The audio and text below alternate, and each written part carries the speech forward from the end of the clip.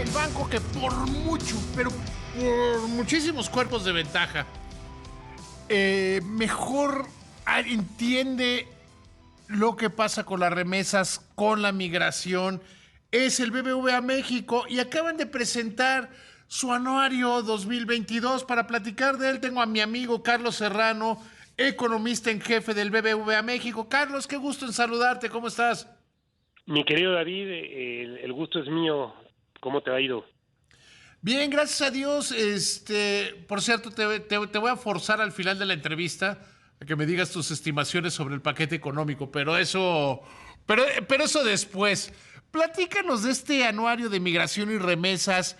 ¿Qué se ve en este ya largo trabajo que llevan?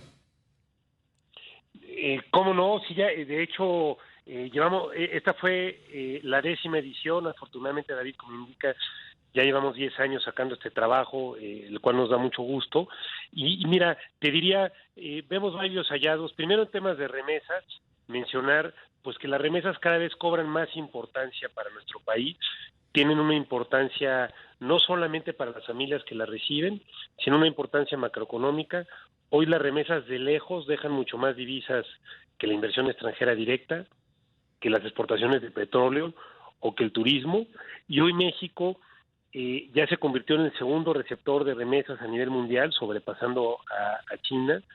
Eh, estimamos nosotros que pues, para este año se estarán recibiendo 58.500 millones de dólares por remesas, un crecimiento de 13%, de tal suerte que esto, y como hemos hablado tú y yo, David, eh, no solamente tiene esta importancia macroeconómica, sino en un contexto donde no se decidieron dar apoyos fiscales durante la pandemia, pues las remesas jugaron un papel, yo diría, similar al de una expansión fiscal apoyando a las familias más Lo que voy necesitadas. a decir es muy duro, pero es totalmente cierto, Carlos, y si no, corrígeme. Mm. La, el, en lugar de decir, gracias de vender como gobierno, de vender el gobierno como un éxito en las remesas, debería ofrecerle una amplia felicitación al gobierno de los Estados Unidos que le dio dinero extra a los mexicanos que están allá para que lo mandaran a México. Coincido plenamente, David. En Estados Unidos hay 11.9 millones de mexicanos, personas nacidas en México, de los cuales casi 7 son documentados. La gran mayoría de esos obtuvieron apoyos fiscales, más los mexicanos de segunda y tercera generación. En total estamos hablando casi de 40 millones de personas que gracias a esos apoyos pudieron apoyar aquí a las familias. Yo coincido, la política fiscal contracíclica para México vino desde la Casa Blanca. Sí, claro. O sea, el apoyo a las familias vino de la Casa Blanca. El migrante, especialmente en el campo, que ahí no paró tanto la economía. El migrante tuvo la oportunidad de tener su salario más los apoyos del gobierno de los Estados Unidos y esos los mandó masivamente a México. Exactamente, en acto solidario con sus familias. Entonces, estos apoyos ayudaron en el 2020 y posteriormente en el 2021, David, lo que ha venido ayudando y también en el 2022 es una recuperación muy fuerte del mercado laboral en Estados Unidos, en particular en sectores donde trabajan los mexicanos, como son hotelería, servicios, restaurante, donde hoy sabemos que está el mercado laboral muy apretado, los sueldos han venido aumentando. Entonces, primero en el 20 y principios del 21 las ayudas fiscales, y después en lo que continuó del 21 y en el 22, un mercado laboral en Estados Unidos muy pujante, que se ha traducido en estos apoyos, que afortunadamente compensaron la ausencia de una política fiscal expansiva en México. Ahora, estos 58,000 millones de dólares que estiman ustedes es una cantidad bestial e irrepetible, ¿no? Bestial y irrepetible. Estamos hablando, David, 4 puntos del PIB de México. Entonces esto es bestial, y para algunos estados, por ejemplo en Michoacán, las remesas son ya 17% del PIB, en Guerrero 16%. Estamos hablando de montos inimaginables Entonces, Sí, o sea, son aportaciones al PIB superiores al de muchos de sus sectores económicos. sin duda, y en la mayoría de los casos son aportaciones al PIB superiores al gasto estatal, es decir, son un monto mayor al presupuesto estatal. Es un tema muy relevante, ¿no? Sí, claro. Entonces, creo que no hay que perder esto de vista. Ahora, me parece que yo coincido contigo, hay que hacer un reconocimiento tanto a los mexicanos que son solidarios como a la política en la Casa Blanca, pero lo que subyace aquí es que hay que generar oportunidades para que esta migración pues no continúe. Lo que hemos visto, lo que nos sugieren los datos que también ponemos aquí en el anuario. Es que eso era lo que iba, de cómo va la migración. Porque las remesas, yo lo he dicho desde hace muchos años, a mí me parece que son la medida del fracaso de un gobierno. Yo coincido, eso quiere decir que no se han dado las oportunidades adecuadas aquí y que por lo tanto tiene que aumentar la migración.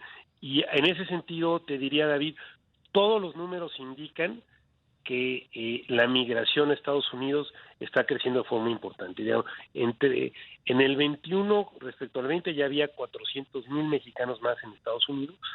Y si vemos los datos del 22, no tenemos datos en el 22, pero un excelente indicador adelantado de la migración es el número de detenciones en la frontera, en Estados Unidos llaman encuentros, y estos han crecido de forma bien importante, mientras que en el 2020 había alrededor de 40,000 detenciones, en 2022 en promedio mensual llevamos 72,000.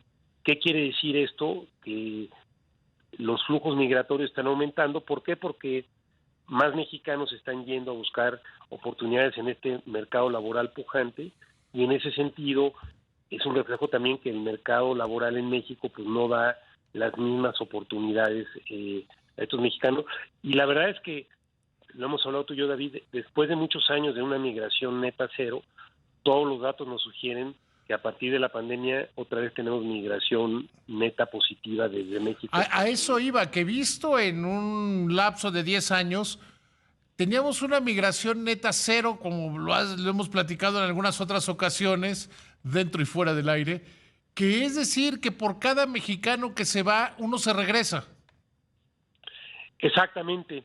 Y ahora esto está cambiando y están yendo ya más mexicanos por los que se regresan. Y eso, yo coincido contigo, al final, qué bueno que tengan esta válvula de salida, pero es un reflejo de debilidad de nuestra economía y nuestro sector laboral. Sí, o sea, a mí desde hace por lo menos 20 años me ha molestado oír a gobernantes decir que son una medida del éxito. En Cuba lo podrían decir, porque en Cuba mandan gente, dicen que son médicos, a países como México, y ahí hacía que les manden dinero para que el trabajador se quede con una mínima parte, y ahí sí es un ejército, por abro comillas, cierro comillas, sí es un ejército para traer remesas. Sí, coincido. Aquí es lo contrario, aquí es falta de oportunidad. Y me parece, David, que lo que debería de aprovechar este gobierno es la coyuntura del nearshoring Sí. para traer más inversión. Lo que queremos es que en lugar de que los trabajadores vayan a buscar el empleo allá, el empleo venga a México a buscar a los trabajadores. Y eso se lograría mientras mayor inversión, aprovechando este movimiento de nearshoring, pero para eso necesitamos darle certidumbre a los inversores. Pues sí, o sea, y es sin lugar a dudas, y eso me permite ligarme con el segundo tema.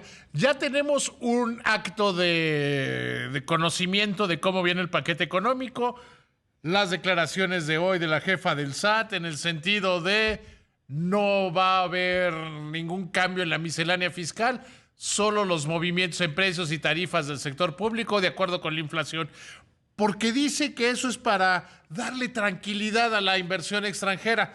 Yo creo que sí, y yo creo que a la nacional también, ¿no? Coincido, me parece buena la certidumbre de que no vengan cambios fiscales importantes. Yo creo que, como lo hemos hablado ya a estas alturas del sexenio, no es realista pensar en cambios fiscales significativos. Creo que eso es bueno. Solamente habrá que esperar el jueves, cuando veamos el paquete fiscal, que los supuestos bajo los que se construye sean realistas. En particular, a mí me preocupa, David, yo creo que el año que viene va a ser un año donde la economía va a crecer menos que este año, sobre todo porque la economía de Estados Unidos se va a desacelerar y eso va a debilitar el motor externo, y espero que eso se refleje en el presupuesto, porque si se asume un crecimiento más alto, pues podemos acabar con déficits mayores, pero en general creo que la certidumbre que mencionas es correcta, y por lo que hemos escuchado, parece ser que viene otro paquete fiscal sin déficits excesivos, y creo que eso también sería positivo.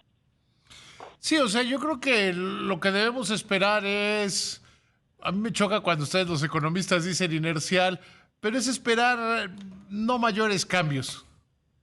Exacto, yo creo que eso es ya lo que esperamos. Ya hemos conocido 4 presupuestos, este será el quinto, y yo creo que en efecto, ¿no? Yo ya no veo ningún cambio estructural, y eso a estas alturas de la administración creo que abonará para la certidumbre.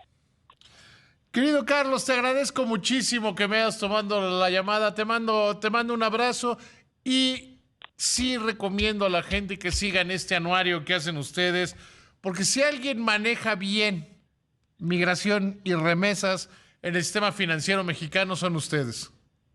Al contrario, querido David, te agradezco mucho la mención, y el agradecido por la invitación soy yo. Que te vaya muy bien.